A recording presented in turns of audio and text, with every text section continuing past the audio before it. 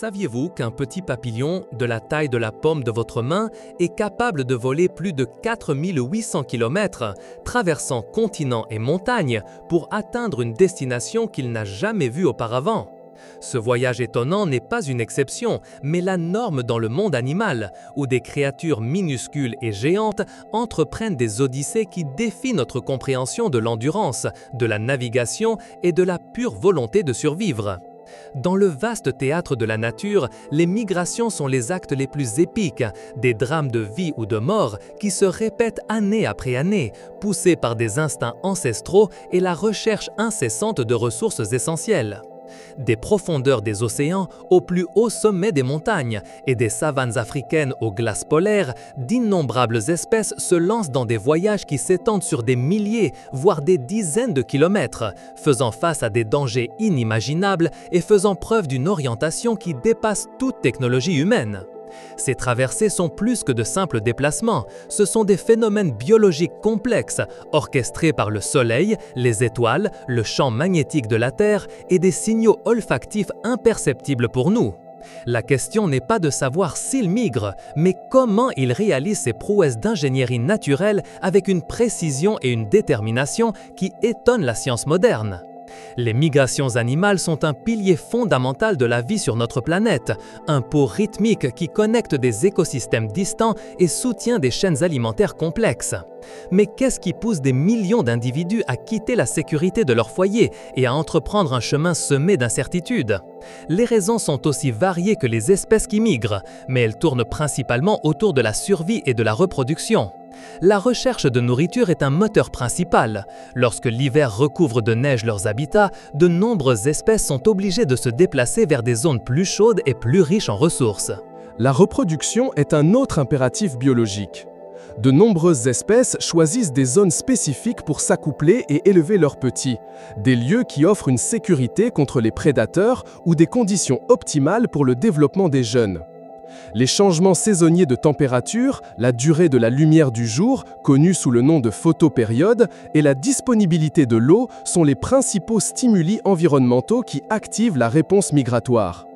Ces déclencheurs ne sont pas de simples caprices de la nature, ce sont des signaux évolutifs qui ont été intériorisés au cours de millions d'années, programmant les animaux à répondre avec précision à l'appel du voyage. L'étonnante capacité de navigation des animaux migrateurs est l'un des plus grands mystères et merveilles de la biologie. Comment ces créatures savent-elles où aller et comment retrouvent-elles leur chemin de retour, souvent vers un lieu spécifique comme le même nid ou la même mare où elles sont nées? La science a révélé qu'elles utilisent un répertoire de boussoles internes, un mélange sophistiqué de sens qui agissent de concert pour les guider à travers des paysages vastes et inconnus. L'une des méthodes les plus fascinantes est l'utilisation du champ géomagnétique de la Terre. De nombreuses espèces, des tortues marines aux oiseaux et aux saumons, possèdent dans leur corps des cellules spécialisées contenant de la magnétite, un minéral qui leur permet de détecter les lignes invisibles du champ magnétique terrestre. Cette capacité agit comme une sorte de système de positionnement global naturel, fournissant une boussole et, dans certains cas, même une carte de coordonnées qui leur indique leur latitude et leur longitude. C'est comme s'ils pouvaient sentir l'inclinaison de la Terre sous leurs pieds ou leurs ailes, s'orientant même sous des cieux nuageux ou dans les profondeurs de l'océan. Outre la boussole magnétique, la plupart des migrateurs diurnes dépendent largement du Soleil. Ils utilisent la position du Soleil dans le ciel, compensant son mouvement tout au long de la journée. Cette boussole solaire nécessite une horloge interne très précise qui leur permet de s'ajuster leur cap à mesure que le Soleil se déplace d'est en ouest. Les oiseaux migrateurs nocturnes, en revanche, se guident par les étoiles. Ils ont démontré une capacité étonnante à identifier des motifs stellaires spécifiques comme l'étoile polaire et à les utiliser pour maintenir un cap constant à travers l'obscurité. Même si une partie du ciel est couverte, ils peuvent s'orienter en utilisant les étoiles visibles. Les signaux olfactifs jouent un rôle crucial, particulièrement pour des espèces comme le saumon. Après avoir passé des années dans l'océan, le saumon retourne au même cours d'eau douce où il est né pour frayer. Ils y parviennent en se souvenant de l'odeur chimique unique de leur rivière natale. C'est une sorte d'empreinte digitale moléculaire qu'ils impriment dans leur mémoire à la naissance et qui les guide vers leur foyer avec une précision surprenante. De même, certains oiseaux utilisent des odeurs spécifiques associées à leur destination d'hiver ou d'été. Les signaux visuels sont également importants. À grande échelle, ils peuvent utiliser des repères géographiques, tels que des chaînes de montagnes, des côtes ou des vallées fluviales. À plus petite échelle, ils peuvent reconnaître des caractéristiques du terrain qui leur sont familières. Pour les espèces plus jeunes, ils apprennent souvent ces routes de leurs parents ou d'autres adultes du groupe, ce qui est connu sous le nom d'apprentissage social. Cependant, dans de nombreux cas, la capacité migratoire semble être innée, un programme génétique qui les pousse et les guide dès leur naissance, même s'ils voyagent seuls, comme c'est le cas avec le papillon monarque, où aucune génération ne vit assez longtemps pour compléter le voyage aller-retour. La résistance physique nécessaire à ces migrations est monumentale. De nombreux animaux accumulent de grandes réserves de graisse avant de partir qui serviront de carburant pour le voyage. Certains sont capables d'hiberner ou d'entrer dans un état de torpeur pour conserver de l'énergie. Mais pendant la migration, la dépense énergétique est extrême. Ils font face à la fatigue, à la faim, aux tempêtes, à la maladie et bien sûr à la prédation. Chaque voyage est une course contre la montre et une épreuve de force implacable. La perte d'habitat est l'une des plus grandes menaces pour les espèces migratrices. À mesure que les humains étendent leurs villes, l'agriculture et les infrastructures, les corridors migratoires se fragmentent ou disparaissent complètement. Le changement climatique mondial est une autre menace grave. Les modèles de température et de précipitation changent, altérant la disponibilité de nourriture et d'eau sur les routes migratoires et sur les sites de reproduction et d'hivernage. Cela peut désynchroniser les cycles de vie des animaux avec les ressources dont ils ont besoin, les faisant arriver à un endroit où leur nourriture principale n'a pas encore éclos ou a déjà disparu. Les barrières artificielles comme les clôtures, les routes, les barrages représentent également des dangers mortels. La pollution, le braconnage et la surpêche contribuent à décimer les populations. Cependant, malgré ces immenses pressions, l'instinct de migrer persiste, une force puissante de la nature qui continue de nous inspirer et de nous rappeler l'interconnexion de toute vie sur notre planète. Maintenant, explorateurs, plongeons dans les 10 voyages les plus épiques du règne animal, démêlant leurs secrets et leurs merveilles. En première position, nous avons le papillon monarque, dont le nom scientifique est Danaus plexippus. Cet insecte d'apparence délicate entreprend l'une des migrations les plus étonnantes et complexes du monde. Des millions de papillons monarques nés dans l'est de l'Amérique du Nord, du Canada au nord-est des États-Unis, entament un voyage qui peut dépasser les 4800 km pour atteindre les forêts d'Oyamel dans les montagnes du centre du Mexique, spécifiquement dans les États de Michoacán et de Mexico.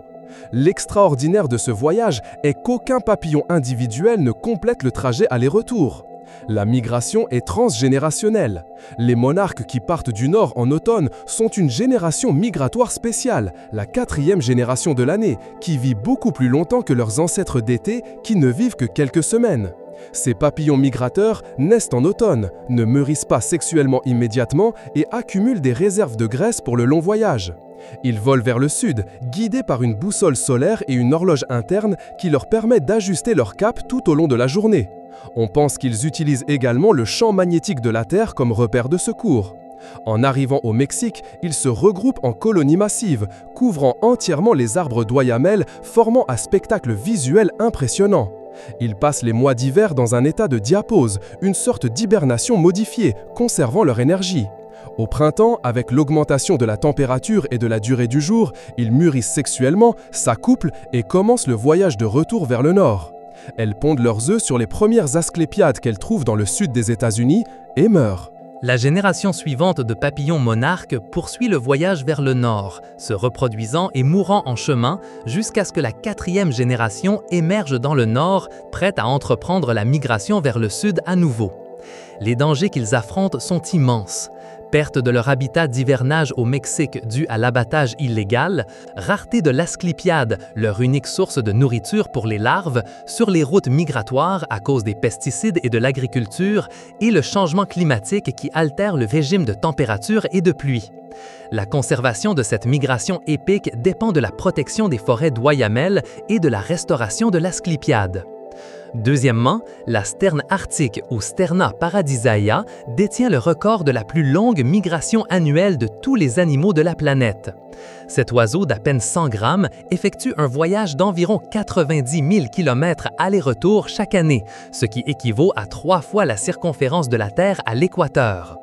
Elles se reproduisent dans les régions arctiques et subarctiques de l'hémisphère nord, y compris l'Arctique canadien, le Groenland, l'Islande et la Scandinavie. Une fois que leurs poussins sont assez grands pour voler, ces oiseaux entreprennent un voyage incroyable vers l'hémisphère sud, atteignant l'Antarctique et l'océan austral où ils passent l'hiver austral. Cela signifie que les stères arctiques connaissent 2 étés par an, profitant de la lumière du jour presque 24 heures sur 24 sur leur site de reproduction en Arctique, puis dans leurs aires d'alimentation en Antarctique. Elles vivent une vie de lumière solaire perpétuelle, ce qui maximise leurs opportunités de se nourrir. Leur navigation est un mystère encore non complètement résolu, mais on croit qu'elles utilisent une combinaison du Soleil et du champ magnétique de la Terre, ainsi que des signaux visuels de la côte et de la mer. Ce sont des oiseaux pélagiques, ce qui signifie qu'elles passent la majeure partie de leur vie sur l'océan ouvert, se nourrissant de petits poissons et de crustacés. Les défis sont innombrables, tempêtes océaniques, manque de nourriture pendant les longues traversées, prédateurs sur leur site de repos et l'énergie extrême qu'elles dépensent en vol. Compte tenu de leur longévité extraordinaire, certains individus vivant jusqu'à 30 ans, une sterne arctique peut voler plus de 2 400 000 km au cours de sa vie. C'est une preuve de l'incroyable résistance de la vie aviaire et de la profonde connexion entre les pôles de notre planète. Le changement climatique menace leurs sources de nourriture et la stabilité de leurs habitats de reproduction et d'alimentation, mettant en péril cet exploit migratoire étonnant. En 3e position, nous trouvons la grande migration des Gnu, ou Conochates taurinus, un spectacle de la nature qui a lieu annuellement dans les écosystèmes du Serengeti en Tanzanie et du Masai Mara au Kenya en Afrique de l'Est. Plus d'1 500 000 gnous, ainsi que des centaines de milliers de zèbres et de gazelles se déplacent dans un cycle continu, suivant les pluies et cherchant des pâturages frais. C'est la plus grande migration terrestre de mammifères au monde. Ce mouvement de masse n'est pas un aller-retour en ligne droite, mais un circuit annuel, un voyage constant dans le sens des aiguilles d'une montre, s'étendant sur environ 800 km. Il commence généralement dans les plaines du sud du Serengeti en Tanzanie, où les gnous mettent bas leurs petits entre janvier et mars, profitant des pâturages riches en nutriments qui poussent après les pluies. Environ 300 000 à 500 000 veaux naissent en quelques semaines, ce qui en fait des proies faciles pour les prédateurs. À mesure que la saison sèche avance et que les pâturages s'épuisent, les immenses troupeaux commencent à se déplacer vers l'ouest, puis vers le nord, traversant la rivière Grumeti et, plus tard, la rivière Mara. Ces traversées de rivières sont peut-être les moments les plus dramatiques et les plus dangereux de la migration, avec des milliers de gnous se jetant dans des eaux infestées de crocodiles affamés. C'est un événement de survie brutal où beaucoup périssent, mais c'est un sacrifice nécessaire à la continuation de l'espèce. Une fois au nord, dans le Masai Mara au Kenya, les gnous trouvent des pâturages plus verts et de l'eau. Ils y restent jusqu'en octobre ou novembre, lorsque les pluies recommencent dans le sud du Serengeti, signalant leur retour. Les gnous sont guidés par les orages et la présence de nuages, utilisant leur sens aigu de l'odorat pour détecter la pluie et les pâturages frais sur de grandes distances. Les prédateurs, tels que les lions, les léopards, les guépards, les hyènes et les crocodiles, suivent de près les troupeaux, profitant de cette abondance de proies. La conservation de ce phénomène dépend de la protection des vastes corridors migratoires et de la lutte contre le braconnage. En 4e position se trouve la majestueuse baleine à bosse ou Megaptera novaeangliae. Ces doux géants de l'océan effectuent l'une des plus longues migrations parmi les mammifères marins, parcourant des distances allant jusqu'à 16 000 km par an. Ils passent les mois d'été à se nourrir dans les eaux froides et riches des régions polaires comme l'Alaska, l'Antarctique et l'Arctique, où ils trouvent une abondance de krill et de petits poissons.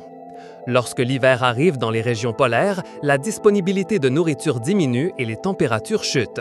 C'est alors que ces baleines entreprennent leur long voyage vers les eaux chaudes tropicales et subtropicales, comme celles d'Hawaï, du Mexique, des Caraïbes ou des côtes de l'Australie et de l'Amérique du Sud.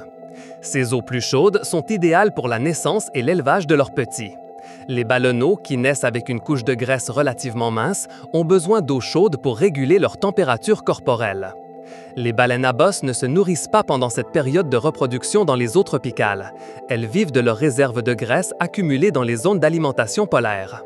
La navigation des baleines à bosse est impressionnante, utilisant une combinaison de signaux du champ géomagnétique de la Terre, la position du Soleil, de la Lune et des étoiles, et possiblement aussi des points de repère sous-marins et des courants océaniques.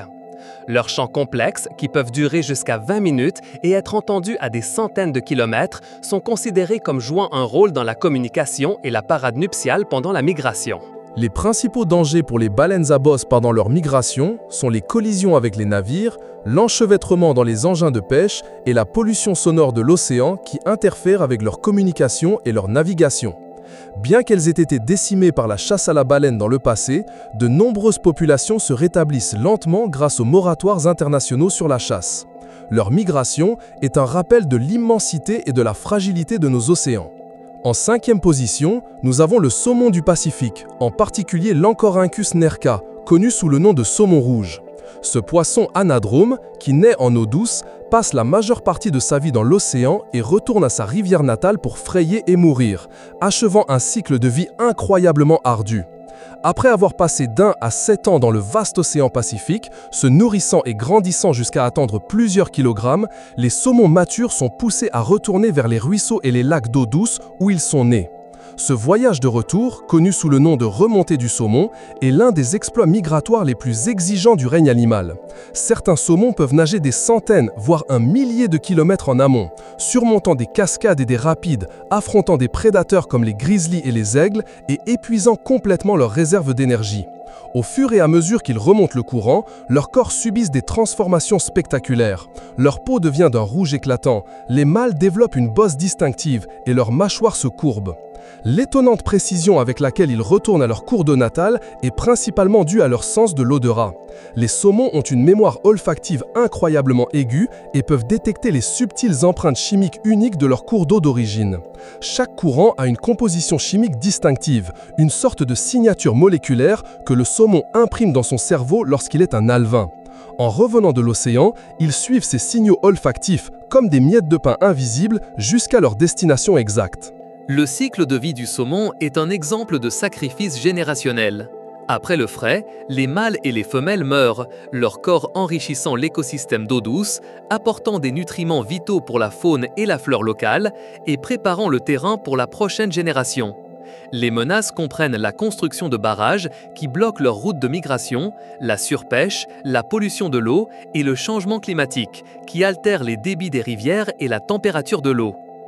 En 6e position, nous sommes surpris par le crabe rouge de l'île Christmas, dont le nom scientifique est Gecarchoidea natalis. Cette espèce endémique de l'île Christmas, un territoire australien dans l'océan Indien, est la vedette de l'une des migrations terrestres massives les plus spectaculaires de la planète. Chaque année, avec le début de la saison des pluies, généralement en octobre ou novembre, entre 40 et 50 millions de crabes quittent les forêts humides où ils vivent la majeure partie de l'année et marchent massivement vers la côte. L'objectif de cette migration est la reproduction dans l'océan. Les mâles sont les premiers à arriver sur la côte, suivis par les femelles. Les mâles creusent des terriers près du rivage et se disputent leur possession. Les femelles, après l'accouplement, restent dans ces terriers pendant environ 2 semaines, pendant que leurs œufs se développent, les incubant dans leurs sacs abdominaux. Une fois les œufs matures, les femelles attendent le moment précis de la marée haute, généralement pendant la lune décroissante, pour libérer leurs œufs fécondés dans la mer. Cet événement synchronisé, poussé par la photopériode et les phases lunaires, est critique pour la survie des larves, qui passent environ 1 mois dans l'océan avant de retourner sur l'île comme de minuscules crabes. Le voyage terrestre des crabes est ardu. Ils doivent surmonter les obstacles naturels et, ce qui est plus difficile, l'infrastructure humaine, comme les routes et les bâtiments. Les autorités de l'île Christmas ferment temporairement les routes et construisent des ponts et des tunnels spéciaux pour aider les crabes à traverser en toute sécurité. Malgré ces mesures, des millions de crabes sont écrasés par des véhicules ou meurent de déshydratation sur leur chemin vers la mer. L'introduction de la fourmi folle jaune, une espèce invasive, représente également une menace significative car elle attaque et tue les crabes rouges. Cette migration massive témoigne de la force de l'instinct reproducteur et de l'adaptation d'une espèce à son environnement unique. En 7e position, l'hirondelle rustique ou Hirundo rustica, une petite espèce de passereau, réalise l'une des migrations aériennes les plus étendues pour un oiseau de sa taille. Les populations qui nichent dans l'hémisphère nord, de l'Amérique du Nord et de l'Europe jusqu'à l'Asie, entreprennent un voyage annuel de milliers de kilomètres vers leur quartier d'hiver dans l'hémisphère sud, dans des régions comme l'Amérique du Sud, l'Afrique et le sud de l'Asie. Certaines hirondelles européennes peuvent voler jusqu'à 11 000 km depuis leur site de reproduction dans le nord de l'Europe jusqu'en Afrique du Sud. Elles le font pour échapper au froid de l'hiver et à la pénurie d'insectes, leur principale source de nourriture. Les hirondelles se nourrissent en vol, chassant les insectes volants comme les moustiques et les mouches. Elles ont donc besoin de climats chauds où ces insectes sont abondants.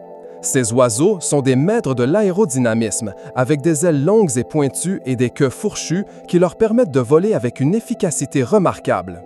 Ils se guident grâce à une combinaison de la position du soleil pendant la journée et des motifs stellaires pendant la nuit, en plus d'utiliser le champ magnétique de la Terre. Souvent, elles se regroupent en grandes volées pendant la migration, ce qui leur assure une sécurité contre les prédateurs et les aide possiblement dans la navigation par la communication. Les défis incluent les tempêtes, la nécessité de trouver suffisamment de points de repos et de nourriture le long de leur route et la rareté des insectes due à l'utilisation de pesticides et au changement climatique.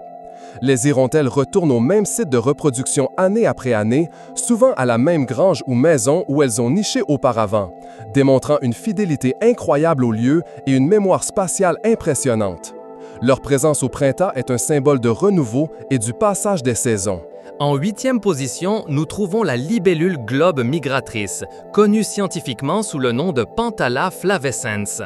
Bien que souvent sous-estimées dans les discussions sur la migration, les libellules globes migratrices réalisent le plus long voyage transocéanique connu pour tout insecte et potentiellement la plus longue migration de toute espèce animale en termes de voyage aller-retour pour une population, couvrant une distance impressionnante allant jusqu'à 18 000 km. Ces libellules ont une distribution mondiale, mais leurs populations de l'océan Indien sont les plus célèbres pour cet exploit. On pense qu'elles traversent l'océan Indien entre l'Inde et l'Afrique, profitant des vents de mousson pour se propulser. Ce voyage n'est pas accompli par une seule libellule, c'est une migration multigénérationnelle. Les libellules pondent leurs œufs dans des flaques d'eau douce qui se forment avec les pluies de mousson en Inde.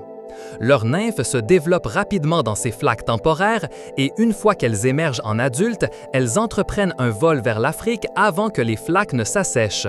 Ensuite, les générations suivantes se reproduisent en Afrique et entament finalement le voyage de retour vers l'Inde avec les moussons de la saison inverse. On soupçonne que cette migration se déroule en plusieurs étapes, avec des arrêts pour se reproduire sur des îles comme les Maldives et les Seychelles, mais la capacité de traverser de vastes étendues d'océan est époustouflante. Leur capacité à s'orienter en pleine mer est une énigme, mais on pense qu'elles utilisent la direction des vents, la position du soleil et peut-être leur sensibilité aux champs magnétiques terrestres. La libellule globe migratrice est un exemple extraordinaire de la manière dont de petites créatures peuvent accomplir des prouesses migratoires à l'échelle mondiale, démontrant la profonde interconnexion des écosystèmes et la dépendance au grand schéma climatique. En 9e position, nous mettons en lumière le caribou ou Rangifère tarandus, la seule espèce de cervidés chez laquelle les mâles et les femelles portent des bois. Les populations de caribous de l'Arctique, en particulier le troupeau de porcupine en Alaska et au Canada, effectuent l'une des migrations terrestres de mammifères les plus grandes et les plus longues d'Amérique du Nord. Chaque année, plus de 200 000 caribous de ce troupeau parcourent environ 2400 km dans un cycle aller-retour.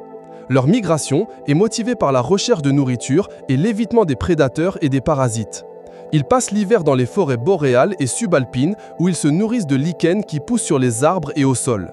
Au début du printemps, les femelles gestantes entament le voyage vers le nord, vers les plaines côtières du refuge national de vie sauvage de l'Arctique en Alaska, leur principale zone de mise bas. Ces plaines offrent une explosion de végétation nutritive après la fonte des neiges et des vents constants qui aident à tenir à distance les moustiques et autres. Les insectes parasites qui peuvent constituer un fléau grave. Les fonds de caribou, qui naissent avec une rapidité étonnante, doivent être capables de suivre leur mère dans le troupeau en quelques heures pour échapper aux prédateurs tels que les loups, les grizzlies et les ours polaires. Après la mise bas, les troupeaux continuent de se nourrir dans la toundra arctique pendant l'été, profitant de la végétation abondante. À mesure que l'automne approche et que les températures baissent, les caribous entament leur migration de retour vers leur zone d'hivernage dans les forêts où la neige est moins profonde et les lichens plus accessibles. La navigation du caribou repose sur une combinaison de connaissances des routes apprises au fil des générations, de signaux visuels tels que les chaînes de montagnes et les vallées, et de la détection des changements dans la couverture neigeuse et la disponibilité du fourrage. La principale menace pour le caribou est l'altération de ses routes migratoires et de ses habitats de mise bas par le développement industriel tel que l'extraction de pétrole et de gaz, ainsi que les impacts du changement climatique qui affectent la disponibilité de la nourriture et les régimes de chute de neige. Enfin, en 10e position, l'anguille européenne ou Anguilla anguilla.